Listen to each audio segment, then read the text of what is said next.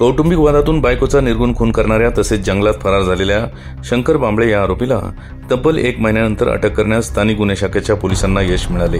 दरम्यान या घटनेची फिर्याद राजश्री अरविंद विर्णक यांनी 21 मार्च 2023 रोजी जुन्नर पोलीस स्थानकात दिली होती।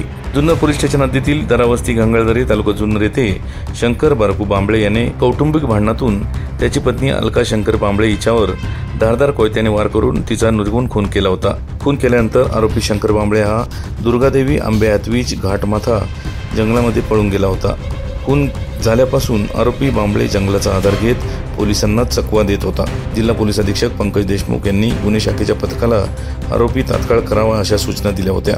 त्यानंतर काही दिवसातच गुन्हे शाखेचे सहाय्यक फौजदार दीपक साबळे यांना गोपनीय बातमीदारामार्फत माहिती मिळाली की आरोपी शंकर बांबळे हा जुन्नर व आंबेगाव तालुक्यातील औपे जंगल घाट परिसरात लपून बसला आहे। त्यानुसार गुन्हे शाखेच्या पथकाने जंगल परिसरात आरोपीचा शोध घेऊन त्याला सीताफीने ताब्यात घेतले। ही कामगिरी जिल्हा पोलीस अधीक्षक पंकज देशमुख, अप्पर पोलीस अधीक्षक रमेश चोपडे, उपविभागीय पोलीस अधिकारी रवींद्र चौधर यांच्या मार्गदर्शनाखाली स्थानिक गुन्हे शाखेचे वरिष्ठ पोलीस निरीक्षक अविनाश शेळीमकर, सहाय्यक फौजदार दीपक साबळे, हवालदार राजू मोमीन, संदीप वारे, अक्षय नवले, जुन्नर पोलीस स्टेशनचे सहाय्यक पोलीस निरीक्षक मोरे, पोलीस शिपाई विजय जंगम यांनी विशेष परिश्रम घेऊन केली।